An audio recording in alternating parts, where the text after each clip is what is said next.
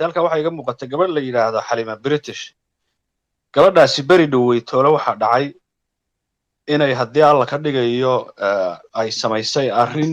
runtii geesinimo ah oo aad iyo aad u qiimo badan. waxaan ku tilmaami karaa inay tahay gabarh waddaniyada oo dhaqankii saxda ahaa ee ummaddani ahaan jirtay waxa weeye weli kusii dhegan. marka waa aakhirkiina waxay ka dhistay meesha la yidhaahdo xanaano weyn oo hooyada iyo dhallaankan lagu xanaaneeyo magaalada Hargeysa, xaafadda Daami, oo ay degan yihiin dad runtii aad iyo aad u goba laakiin bulshada kala kulma dhibaatooyin. marka Xalima British waa soo dhaweynaynaa. habeenkaas ama maalintaa waxa aad samaysay arrintaa aad samaysay gobonnimada lahaydna waxa weeye shacbigu aad iyo aad buu ugu farxay. ficilkaaguna wuxuu ahaa midaad ku matasho ummaddaas aad ka soo jeedeen reer Somaliland iyo guud ahaan Soomaalidaba. runtii waa kaaga mahad celinaya arrintaa wanaagsan aad samaysay. khayr allaha ku siiyo walaal, inaadeer, eedo. waana ku soo dhaweynaynaa insha allahu tacaala. waxaad ku xigi doontaa ninka la yidhaahda Najax inaad ummadda la hadasho. waa waajib wey. iga hormari gabadha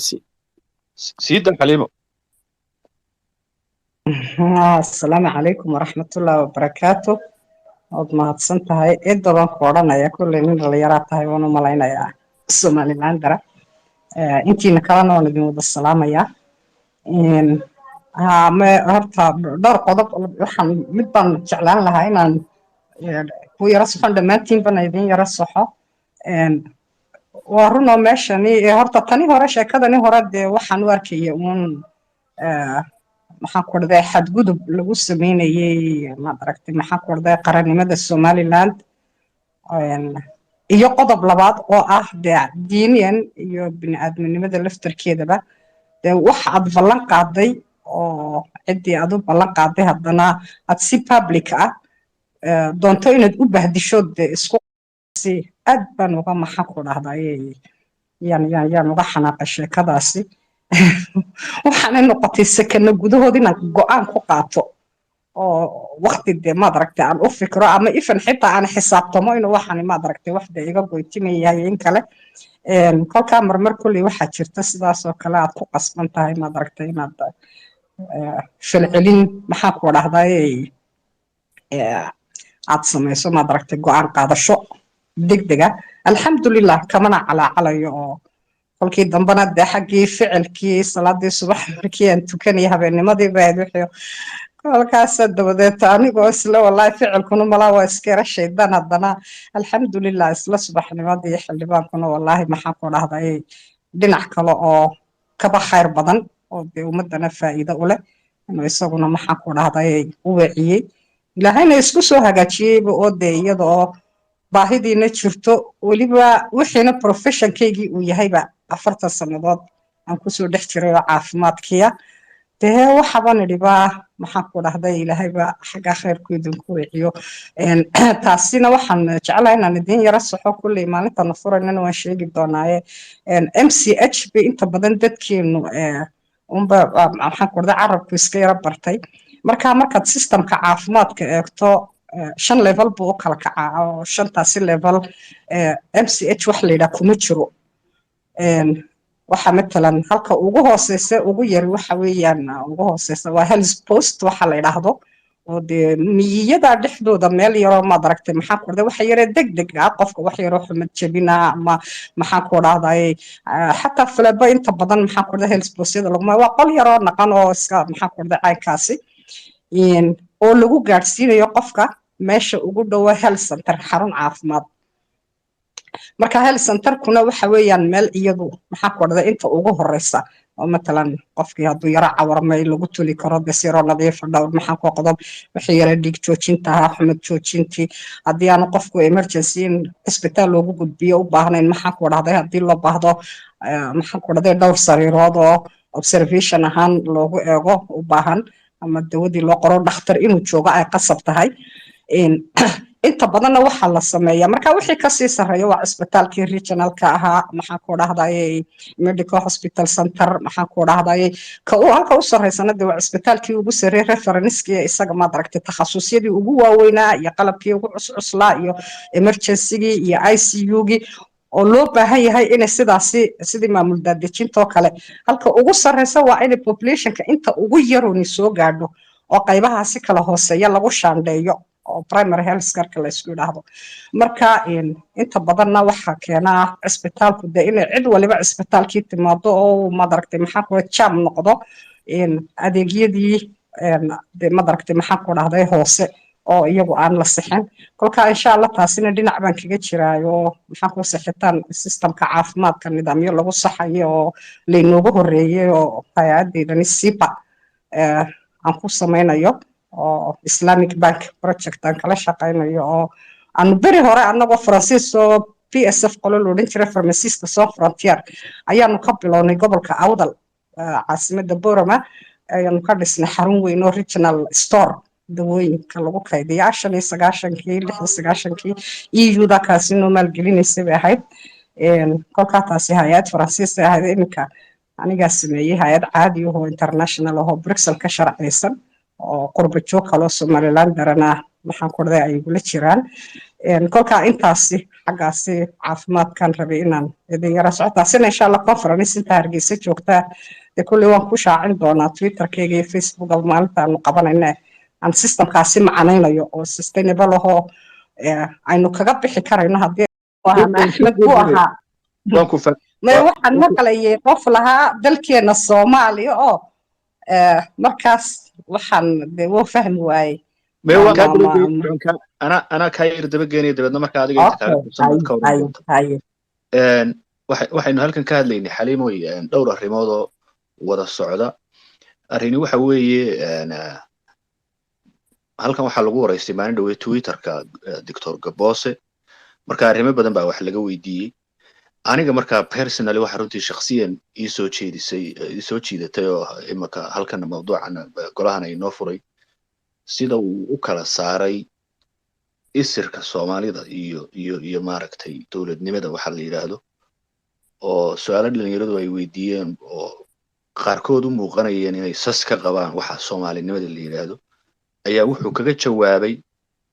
Somaliland dalnimadeeda iyo qarannimadeeda iyo magaciisigeeda waxay doonayso iyo Soomaalida in laba arrimood aad u kala duwan yihiin ana runtii waan la qabaa fikirkaas oo Somaliland inay dal noqoto oo gooni calan yeelato iyo in aynu ummadan Soomaalida ka mid ahaano oo wixii guud ee inaga dhaxeeya aynu wada ilaashano waan arinta aad iyo aad baan ula qabaa sababtaas aanan u soo qaadanay qodobadii uu ka hadlay mid ka mid ah ayaanu doonanay inaan ku falaqeyno bal sidoo dadku u arko qodobka labaadna waxa weeye wada hadalka Somaliland iyo Soomaaliya u dhaxeeyo aan dadka wax ka weydiinay marka Cabdiqani oo reer Somaliland gobolka Sool ka soo jeeda ayaa dadka wax ka weydiiyay ka mid ah arintaas marka isagu de wuxuu yiri waa in intayna Soomaaliya la hadlin inagu dhexdeena aynu dhameynaa arrimaha la isku hayo especially arrimaha gobolada bariga la dhameeyo tabashooyinkooda oo la hirgeliyo wixii maaragtay heshiisyadii Cali Khaliif iyo Siilaaye iyo dhexmaray Allahu naxariisto Cali Khaliif halkaas uu iska taagay sidoo kale waxaanu halkan aad looga dooday taada noo imanin arooskii ka dhacay dalka Jamhuuriyadda Djibouti oo aroos weyn ahaa oo isaga laftirkiisa Soomaalidu ku qaybsantay oo qaarba dhinac iska taageen anigu waxaan ahay dadkii aroos qurux badan buu ahaa oo aad u qurux badan oo maaragtay dad Soomaaliyo kala duwan isugu yimaadeen madax badan isugu timi waxaan u ahaa baan idhi dadka Soomaalida wax qurux badan oo ay ka dhaxarki karayaan dhaqankoodii iyo waxay ahaayeen marka adiguna maadaama tahay inaan aqoon yahanada maamo weynna tahay waxa weeye dadkii de mudakarka ahaa waxa weeye dhaqanka iyo Soomaalida iyo hadii aan ka dhigay dawladnimo xulba garanaya tahay de wax badan baad arrimahan ka dhigi karaysaa marka ku soo dhaw xalim wad mahadsantahay kulley taarooska waxaan idinka iloobay halkaa markii aan ka sheekeynay xaruntaasi caafimaadka marka waxa weeyaan waxaan doonayaa in dhaahdo MCH maaha waa health center oo insha Allah MCH kuna qayb ka noqon doonto iyadu de baraarujinta caafimaadka ilmaha kobcintiisa talaalada miisaankiisa maxaa ku dhahday hooyada wacyigelinteeda waxaa maxaa ku dhahday un isagu khoseeya oo marka la yiraahdo MCH xataa ifan haddaad mashruuc samayso dawo cid uga baahato laguma siinayo waayo looguma talagelin MCH-ka in wax lagu daweeyo xataa dhakhaatiir ma fadhiisato marka taasaan iloobeynaan yara maxaan ku dhahdaay si wanaagsan baan ku dhamaystiro tani kale xaggani haddii aan u soo noqdo horta midi waa wada hadallada midina waxa weeyaan